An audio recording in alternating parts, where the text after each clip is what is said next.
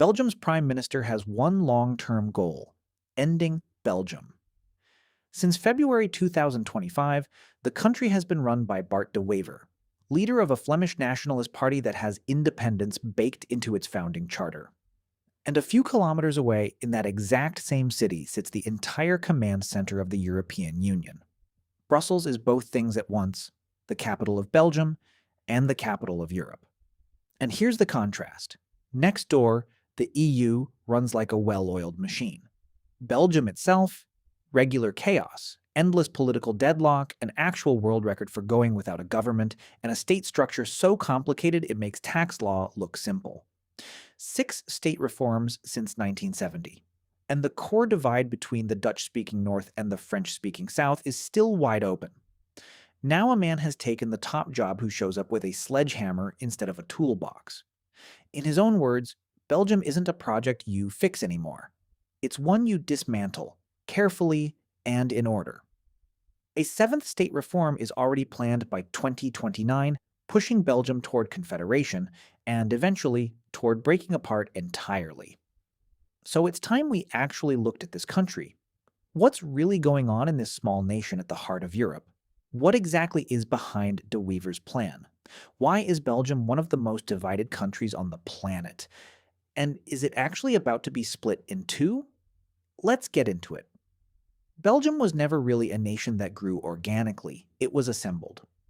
In 1830, after a revolt against Dutch rule, the great powers of Europe basically engineered it into existence as a buffer state. A small, neutral cushion between France, Germany, and the Netherlands. And from day one, this new kingdom had to unite two very different populations under one flag: Dutch-speaking Flanders in the north and French-speaking Wallonia in the south. As if that weren't complicated enough, right in the middle sits Brussels, geographically inside Flanders, but historically dominated by French speakers, and today officially bilingual. Add a small German-speaking region in the east, and you've got a country built from mismatched pieces from the very start. For most of the 19th and early 20th century, the power balance was clear. Wallonia had the coal, the steel, the heavy industry. It was the economic engine of the country. Flanders was seen as poorer, more agricultural, politically second tier. Even in Flemish cities, French was the language of the elite and the language of power. But over the course of the 20th century, that balance flipped completely. Wallonia's heavy industry collapsed. Flanders rose, first through textiles, then chemicals, pharmaceuticals, and one of Europe's busiest ports. Today, Flanders is clearly the wealthier half of the country, and Flemish nationalists like De Wever point to the numbers.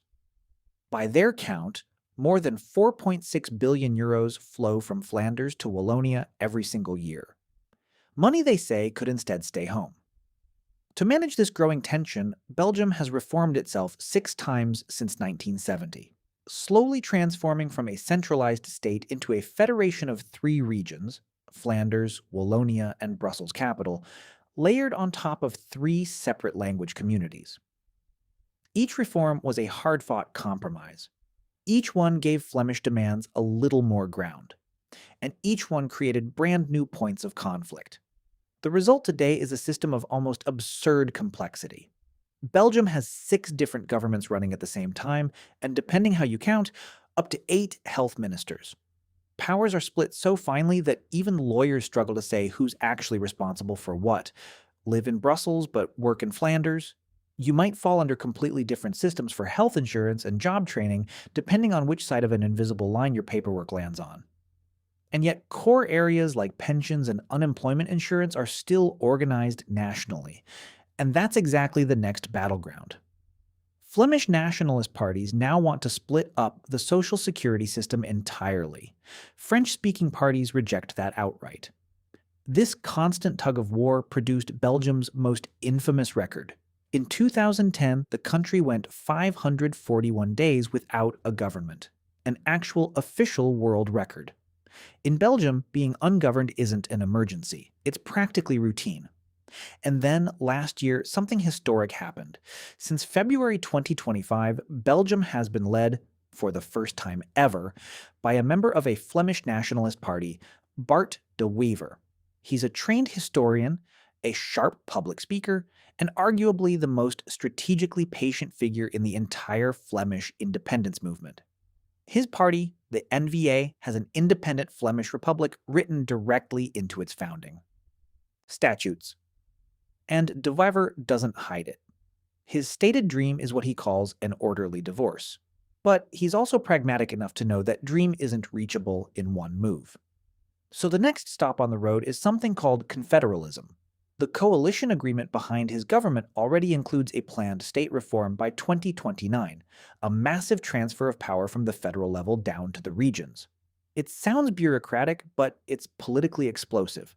Under a true confederation, Flanders and Wallonia would essentially become independent states when it comes to social security, the labor market, and taxation. A shared Belgian state would only remain in charge of foreign policy, defense, and a handful of joint institutions. A thin federal shell sitting on top of two societies that, in practice, would already be separate.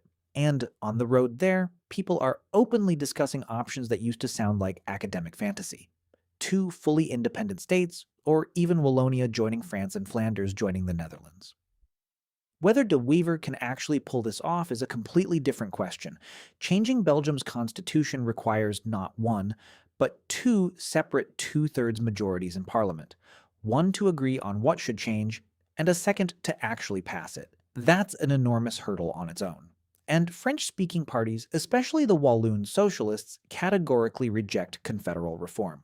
But even if you clear every political obstacle, there's still the single hardest puzzle in this entire conflict, sitting right in the middle of the map: Brussels. Geographically, the capital sits entirely inside Flemish territory.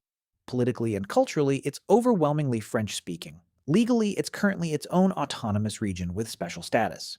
In any real split of the country, the question of who Brussels belongs to would blow up every negotiation. Would Flanders have to hand over an enclave to an independent Wallonia? Would Brussels need to become its own country? That's a genuinely difficult proposition. The Brussels region is already dealing with heavy debt and rising gang-related crime, and on top of that, near total governmental paralysis. After the June 2024 elections, the Brussels regional government took more than 600 days to even form. This isn't just a Brussels problem, it's arguably a European one, because that's exactly where every EU institution sits. If Belgium actually dissolved, it wouldn't just create 2 new countries. It would technically create 0 new EU member states at first. Both successor states would have to apply for EU membership from scratch and meet all the accession criteria, which would be especially tough for a debt-heavy Wallonia. Even the EU's own seat rights in Brussels would need to be renegotiated. And there's a signaling effect, too.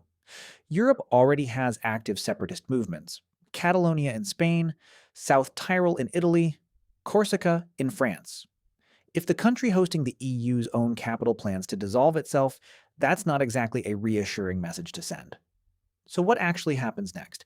What De Wever wants and what he can realistically deliver are 2 very different things.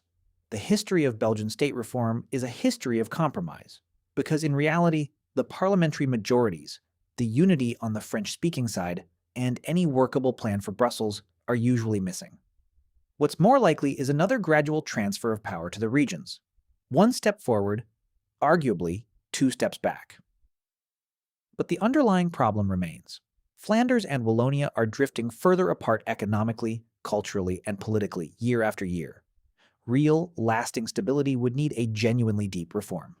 Without it, Belgium risks exactly what it's always risked. Not a clean split, but a messy, chaotic unraveling. What do you think? Where is Belgium actually headed? Let me know in the comments.